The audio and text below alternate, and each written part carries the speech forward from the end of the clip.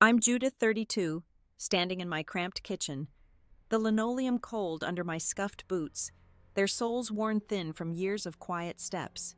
The invitation in my hand feels like a shard of glass, its crumpled envelope smudged with coffee, as if tossed in with yesterday's junk mail. My sister Esther's handwriting bites. Hope the clerk can make it. Her laughter sharp from our childhood claws at me, each memory a jab at the dreams I buried to keep peace. I trace the envelope's torn edge, my chest tight with a hurt I thought I'd outgrown. The kitchen clock ticks softly, marking time I've spent hiding. I'm more than her words, but they burn, rekindling old doubts. Has someone you love ever made you feel like less than you are? Share your story in the comments, hit like and subscribe. I'd love to know where you're watching from and how you face those moments. I pulled my beat-up sedan into the driveway of the rented mansion, its glass walls glinting like a fortress under the twilight sky. A world so far from my own, it felt like stepping onto another planet. My navy dress, ironed twice to hide its thrift store roots, clung to my damp skin as I stepped out, the invitation gripped so tight my knuckles ached. Esther's engagement party pulsed with life, laughter spilling from open doors like a song I didn't know the words to. My boots, scuffed and out of place, clicked on the marble steps, jarring against the sleek heels of guests gliding past. The air carried a hint of lavender from nearby gardens, teasing my senses. I wasn't ready for this world where money and status shouted louder than any truth I'd ever held. The foyer was a haze of jasmine perfume and champagne bubbles, chandeliers casting golden flecks on tailored suits and glittering gowns. I scanned the crowd, my heart thudding like a drum in my chest, hoping to slip in unnoticed, to fade into the background like I always had. A waiter offered me a flute of champagne, but I declined, my hands too unsteady. Then Esther appeared, radiant in a silk dress that shimmered like liquid moonlight, her hair swept up in a perfect chignon, like she'd walked off a glossy magazine cover. Her smile was sharp, a blade wrapped in velvet. "Judith, you made it," she said, her voice honeyed but laced with ice, her eyes flicking over my dress with a flicker of disdain. She looped her arm through a man's, pulling him forward with a flourish. "Paul, this is my little sister, the office clerk." The word clerk landed like a punch, stripping me bare in front of strangers. Paul, her fiancé, gave a polite nod, his eyes skimming over me like I was a passing footnote not worth a second glance. "Clerk, huh? Keeps things organized." I bet he said, his chuckle light but slicing, as if I were in on the joke. My cheeks flushed and I forced a smile, my fingers crumpling the invitation until it bit into my palm. The room seemed to shrink, the chatter swelling, as if every guest had heard her label me, branding me a nobody in their polished world. A memory clawed its way up high school, the science fair where Esther borrowed my project, weeks of my late nights and careful notes presented as hers.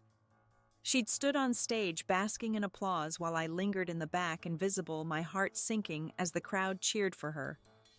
That old ache flared now, sharper, laced with the shame of standing here reduced to a label. I wanted to speak, to tell Paul I was more than a clerk, that I'd led teams through chaos he couldn't imagine, but my throat-locked words trapped behind years of silence to avoid her wrath. Aunt Rose's hand grazed my arm, her silver hair pinned neatly, her eyes soft with a knowing that anchored me. "You're more than her words, sweetheart," she whispered, her voice a quiet lifeline in the storm of my thoughts. I nodded, clinging to her warmth, but the sting held fast, a wound that wouldn't close. I excused myself, weaving through the crowd, their designer perfumes choking my lungs, their laughter a chorus that mocked without trying. I needed air, needed to escape Esther's smirk, and the weight of eyes that saw me as less. My boots felt heavier with each step, carrying me toward the garden, where the night promised a fleeting chance to breathe, to find myself again amid the roses' faint scent.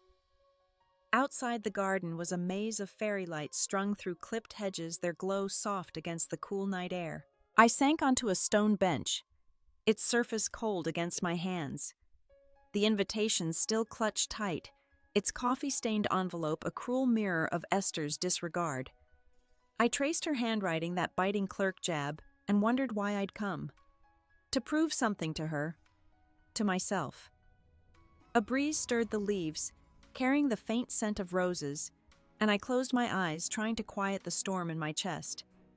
The party's hum faded, but the hurt didn't await that pressed harder with each breath. I thought of a moment years ago sneaking into Dad's study to read his old war novels, dreaming of being more. The memory stung now, heavy with the fear that I'd never be seen for who I was. The garden's quiet wrapped around me like a thin shawl, but it couldn't hold back the fire Esther's words had ignited. I wandered deeper, my boots sinking into the soft, dew-kissed grass, the fairy lights dimming to faint glimmers behind me. I stopped by a small fountain, its gentle trickle a faint comfort against the knot twisting in my chest. My phone was in my hand, my thumb scrolling through nothing old texts, a grocery list, anything to avoid returning to the mansion's glare.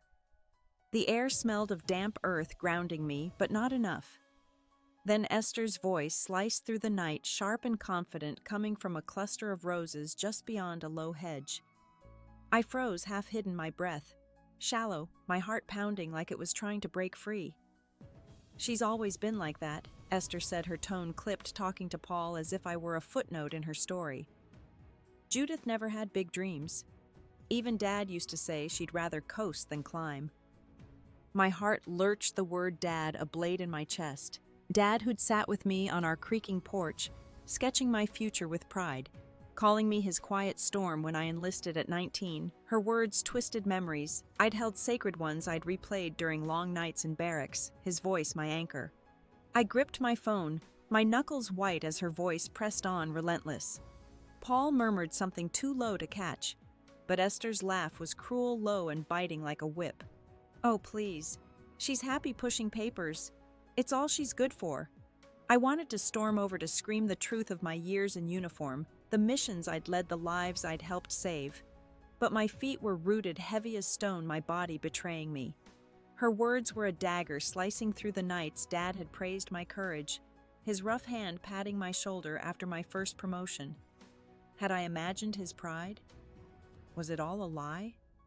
I'd told myself to keep going, then my cousin Joyce's voice joined them, eager and bright, cutting deeper. "You're so right, Esther. Judith's sweet, but she's never been ambitious. I mean, look at you planning this huge wedding, running your own show." Their laughter melded a sound that sank me deeper into the grass, my legs trembling under the weight of their dismissal. Joyce didn't know about my service, the years I'd spent in deserts and briefing rooms, the rank I'd earned through sweat and silence. None of them did. I'd kept it quiet, not for shame, but to avoid their scrutiny, to protect the part of me they couldn't touch. Now that choice felt like a cage I'd built myself. My fingers found the locket around my neck, Dad's gift, before I shipped out its engraving, strength in silence, worn smooth from years of tracing it. I'd clung to those words through deployments, through nights when fear roared louder than courage, when I'd whispered them to myself in the dark. But here in Esther's glittering world, silence felt like surrender, a betrayal of everything I'd fought for. I wanted to march back to tell them about the operations I'd planned, the soldiers I'd brought home, the stars on my uniform I'd never worn here. But doubt crept in, cold and heavy. Would they even believe me? Would they care? The fountain's ripples caught the moonlight, a silver dance that held my gaze as I tried to steady my breathing.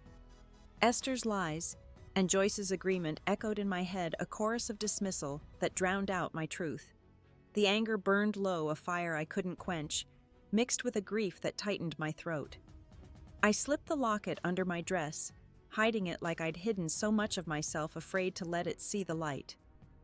The night felt heavier now, the garden's peace slipping away, and I didn't know if I could face them again, or if I'd ever find the strength to make them see. I thought of a night in basic training, lying awake, wondering if I'd made the right choice. That girl felt so far away now, but her fear lingered, whispering I'd never be enough. I forced myself back into the mansion, the garden's calm no match for the fire Esther's lies had lit. The air inside was thick with the cloying scent of perfume and the clink of crystal glasses. But her words about Dad drowned out everything, echoing like a drum in my skull. I slipped through the crowd, my dress sticking to my skin, feeling like an intruder in this polished world of wealth and pretense. The grand hall glowed brighter now, chandeliers casting sharp light on faces that seemed to judge me without effort, their smiles polite but distant. I stayed near the back, a marble pillar shielding me, but the weight of their eyes pressed hard, each glance a reminder of my place in Esther's narrative. Esther stood at the room's heart, microphone in hand, her silk dress shimmering like a beacon under the lights. "Thank you all for celebrating with us," she said, her smile flawless, practiced as if she'd rehearsed it in a mirror. Paul stood beside her, his arm around her waist, nodding like she was the only star in the sky. I wanted to vanish, to melt into the shadows as I always had, but her gaze found me sharp and gleaming like a predator spotting prey. "Oh, and let me share a little story," she said, her tone playful, but edged with something vicious. "When we were kids, Judith tried out for the school play. She practiced for weeks, memorizing every line, but on the big night she froze, didn't say a single word. Typical Judith, always better in the background." Laughter erupted, a wave crashing over me, each chuckle a needle in my skin. Paul's laugh stung, sharpest, his eyes darting to me, then away like I was a punchline not worth lingering on. My hands balled into fists, nails biting into my palms, the pain grounding me against the humiliation. That play wasn't just a failure. It was the year Dad got sick, when I'd spent nights reading lines to him in his hospital room, his faint laughter, my only reward. Esther knew that. She'd been there, rolling her eyes as I stumbled over words too exhausted to shine.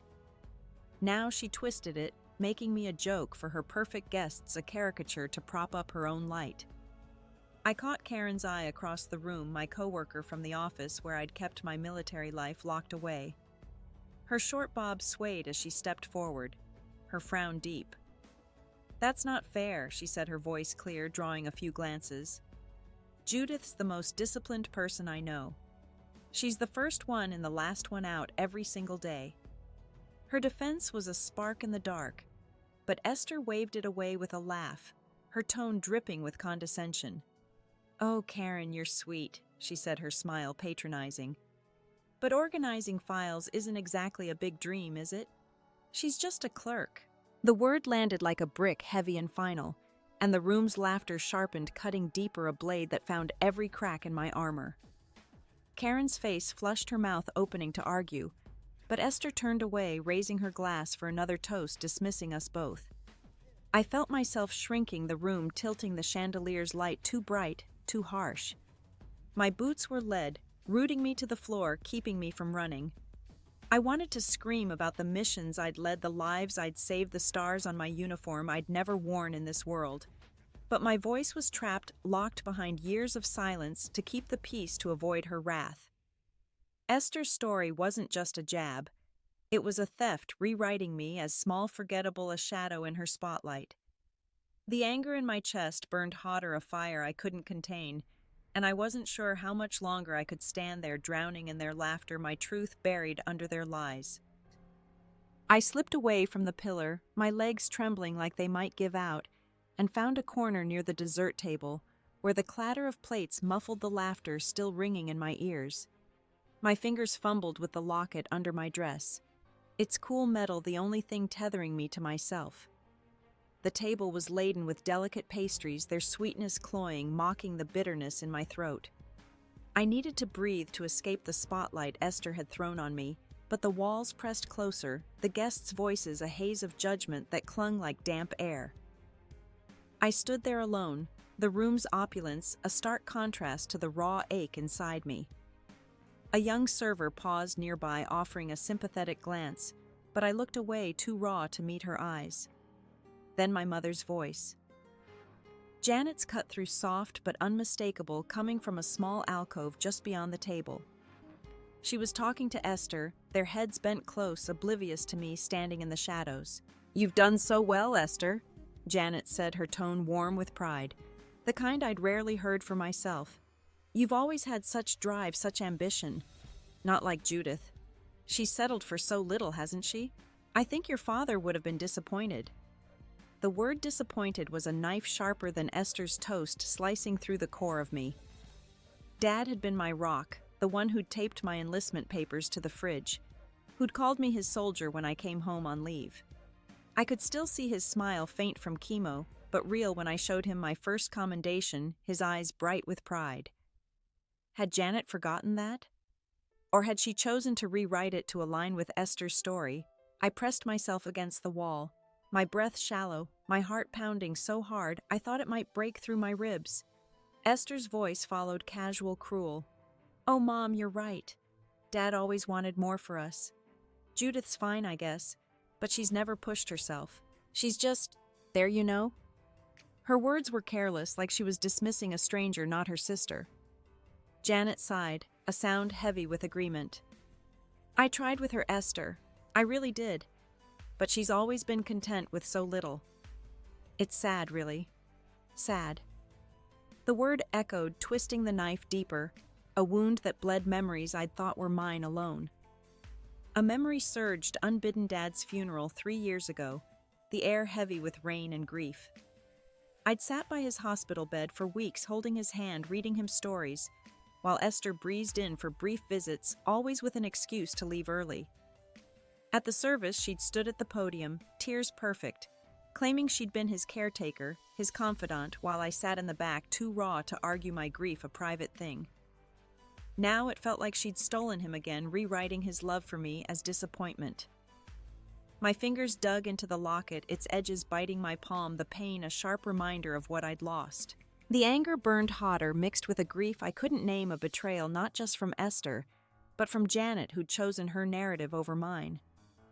I was drowning in their words, and the worst part was, I didn't know how to fight back, how to make them see the woman I'd become. The room spun Esther's accusations, a siren in my ears, but something inside me cracked open a spark in the dark. I couldn't let her rewrite me anymore. My fingers tightened around the insignia in my purse, its sharp edges grounding me, a reminder of the battles I'd fought far from this glittering hall. I stepped forward, the crowd parting their whispers, fading to a dull hum. Harold's nod steadied me, his eyes steady like he knew I was ready to stand tall. I faced Esther, my voice low but clear, cutting through the tension. "I'm not here to steal your moment. I'm here to tell my truth." Esther's face twisted, her mouth opening to interrupt, but I raised a hand, the gesture surprising even me. "No," I said, my voice stronger now, steady as stone. "You've said enough." The words felt bold, like they'd been locked away for years, waiting for this moment. I turned to the crowd, my heart pounding, but resolute, the weight of their eyes no longer crushing. I enlisted at 19, left home with nothing but a duffel bag and a promise to myself. I led teams through missions that saved lives, through nights where every decision mattered. I earned this rank not for glory, but because I believed in something bigger than myself. Paul's eyes widened, respect flickering where dismissal had been, his posture softening as he leaned forward, listening. Esther scoffed, her voice weaker now, less certain.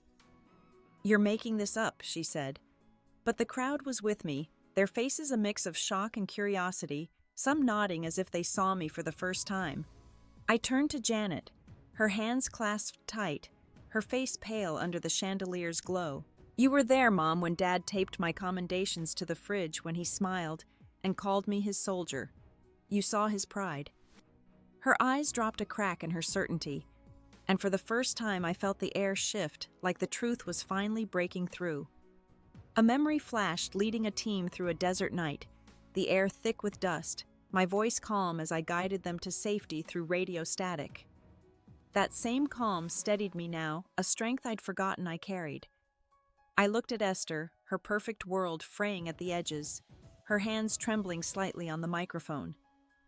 "You don't get to tell my story anymore," I said, my voice quiet but firm, each word a step toward freedom. The insignia in my hand felt lighter, like I was finally carrying it the way I was meant to. I wasn't done, not yet, but the strength was rising, a fire kindled deep within, ready to claim what was mine. I stepped back from the crowd, my chest lighter like I'd shed a decade's worth of chains. The hall stayed quiet. Esther's face frozen in disbelief, her hands gripping the microphone stand as if it could hold her world together. Paul's gaze held mine, his military watch glinting under the chandelier's light, a silent acknowledgement of the truth I'd laid bare. I didn't need their cheers or their applause. I needed to stop hiding. I turned to Harold, his presence a reminder of the life I'd built beyond these walls, the missions and sacrifices that defined me. I've kept my service quiet. I said, my voice steady now, addressing the guests but speaking for myself. Not from shame, but because it was mine to carry a truth I didn't need to prove.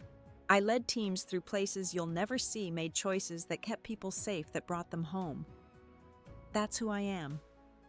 Esther's eyes narrowed, her voice cutting through the silence. This is my night, Judith.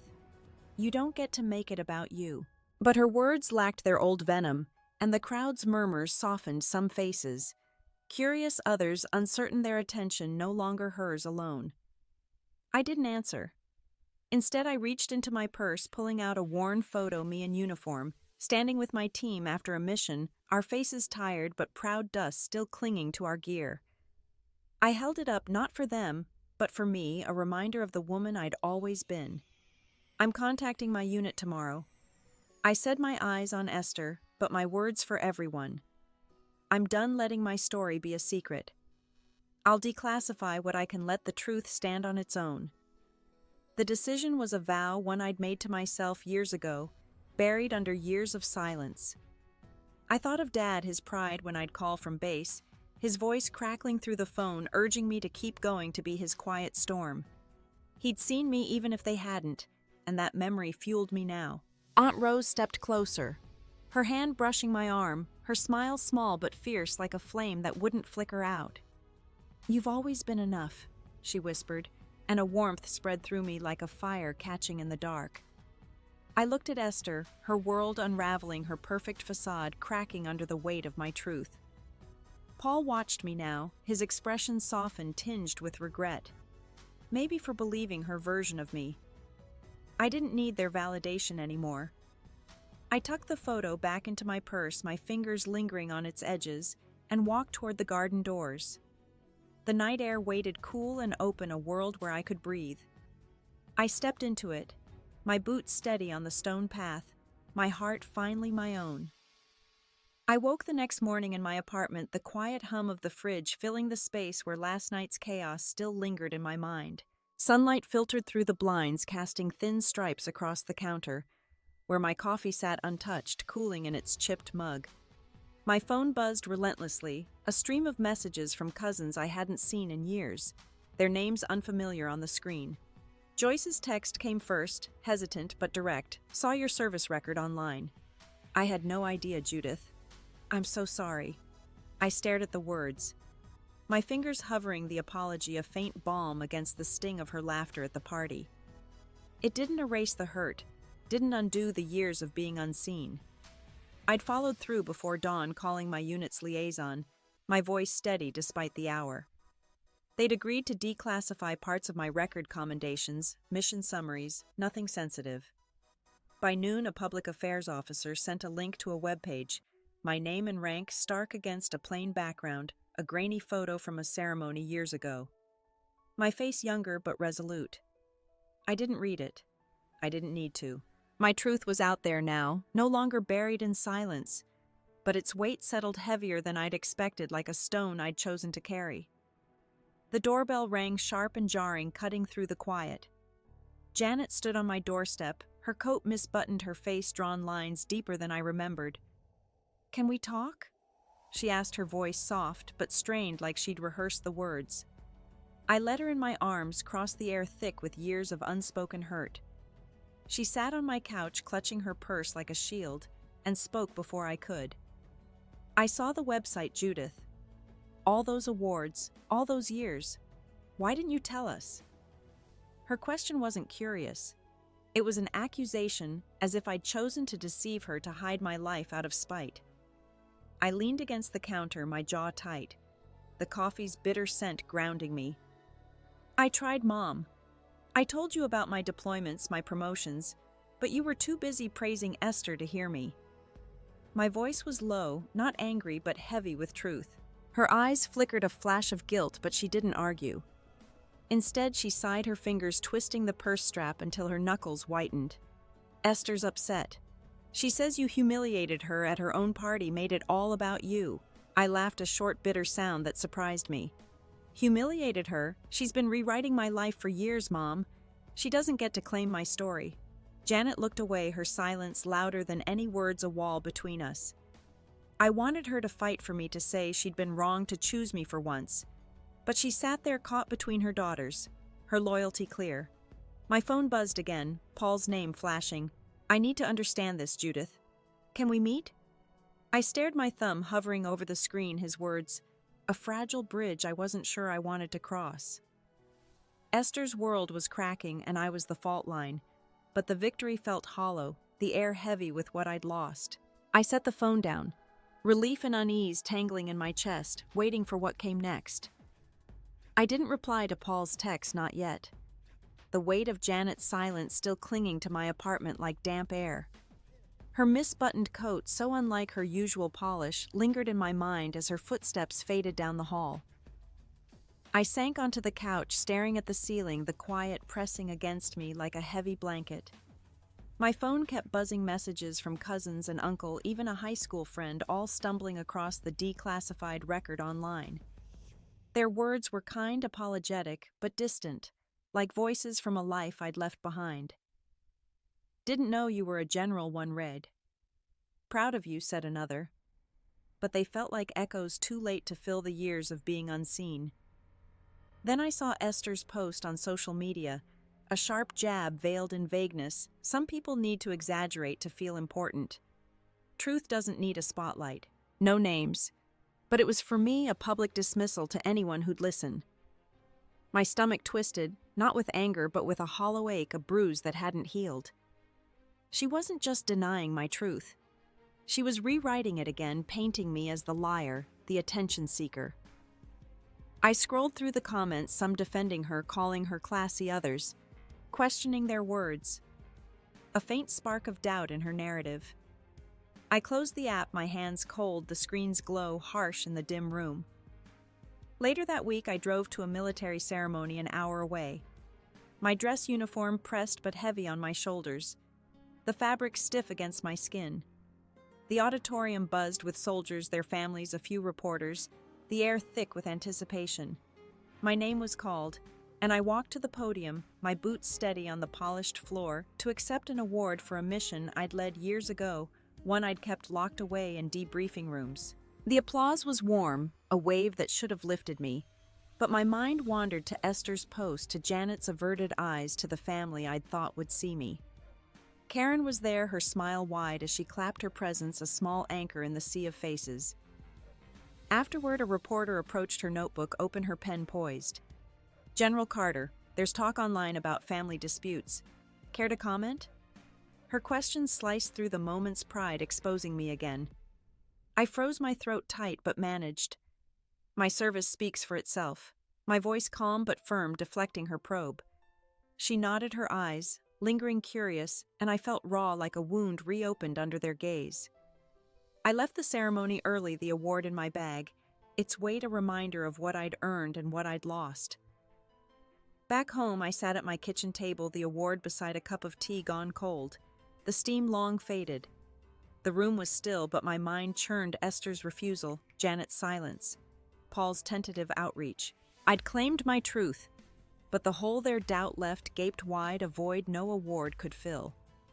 I leaned back, the award's gleam stark against the table's worn wood, and felt a quiet grief settle in, heavy and unyielding, for the family I'd thought I had, for the sister who'd never see me, for the mother who'd chosen her over me. I sat in a small coffee shop a week later, the rich scent of roasted beans wrapping around me like a warm embrace.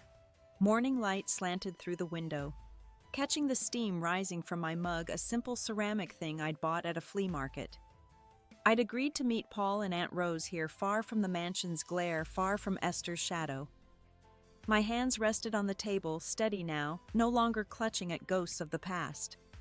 I'd spent too long letting their words define me, and I was ready to let that go, to carve out a space that was mine alone. Paul arrived first, his jacket slung over one shoulder, his face softer than it had been at the party, lines of tension eased. He sat across from me, his fingers tapping the table nervously, like he wasn't sure where to start. I owe you an apology, he said, his voice low, almost swallowed by the coffee shop's hum. I didn't know who you were, Judith. Esther never told me about your service, your rank. I believed her version. His eyes met mine and I saw something new, respect maybe, or regret. A man grappling with a truth he hadn't expected. I nodded, sipping my coffee, its bitterness grounding me, letting his words settle without rushing to fill the silence. Rose came in next, her scarf loose around her neck, her smile as warm as the sunlight pooling on the table. She slid into the booth beside me, her hand finding mine under the table, a gentle squeeze that felt like home. Your dad would have been here cheering you on, she said, her voice quiet but sure, like a truth that didn't need shouting. She pulled out a small stack of letters tied with a faded ribbon, the paper yellowed at the edges. He wrote these to me about you during your deployments. He never stopped bragging about his soldier, his Judith. I took the letters, my fingers brushing the worn paper, the weight of them heavy with Dad's love. My throat tightened, a lump I couldn't swallow, but I didn't open them, not yet. I wanted to read them alone, to hear his voice in the quiet of my own space, to feel his pride without an audience. Paul leaned forward, his voice careful, measured. I'm starting to see Esther differently, he admitted, his eyes on his coffee cup. She's so focused on her image, her perfect life, she missed who you are.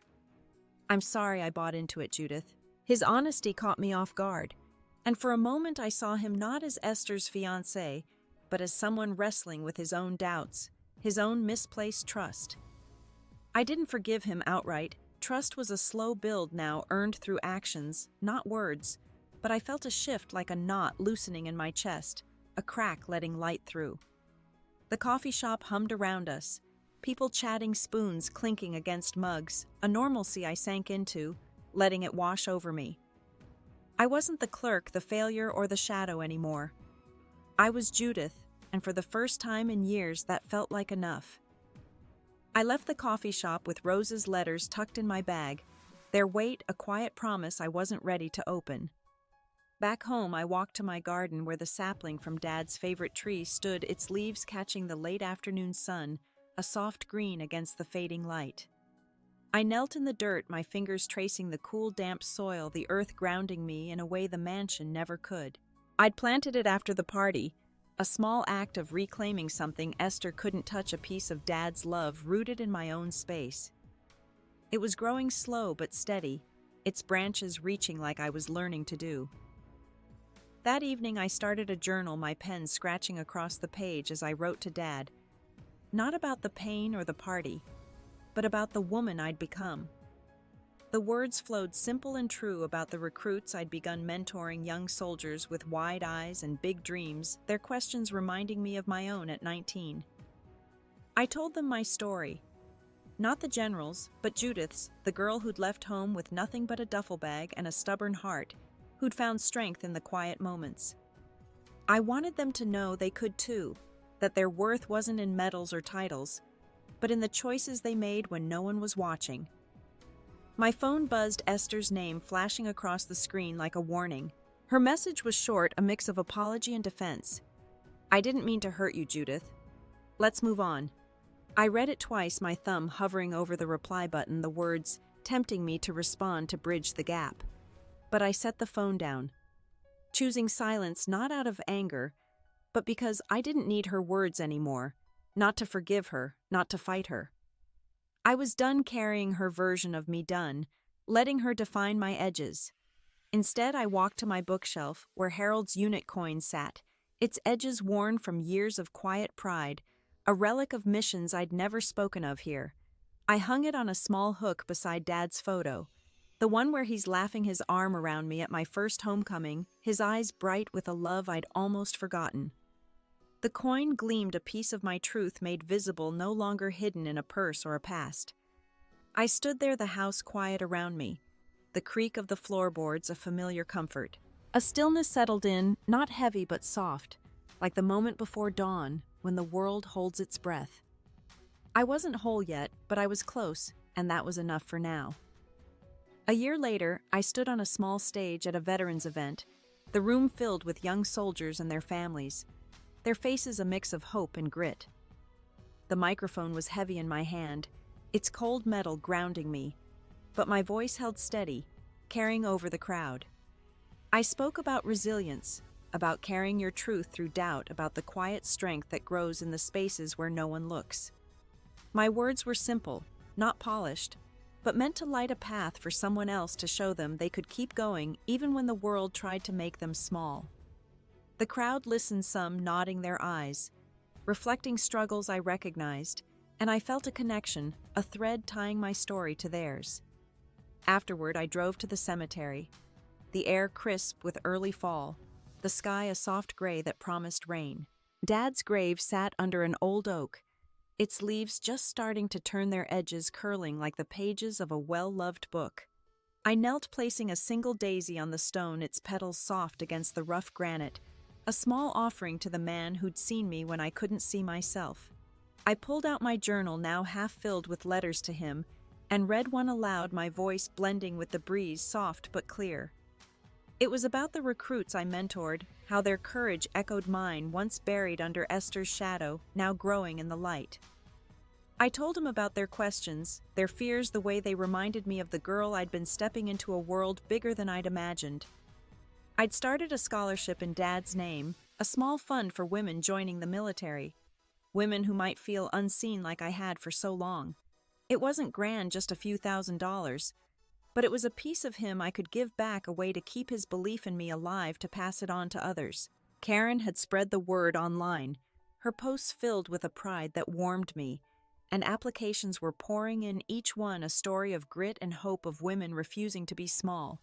I smiled, tracing the stone's edge, feeling Dad closer than I had in years, his presence a quiet strength in the rustle of the leaves. Back home, my apartment felt different, warmer, filled with small things that were mine. A shelf of books from recruits, each inscribed with thanks. A mug from Rose, chipped but cherished. A framed letter from Dad she'd given me, his handwriting a map of his love.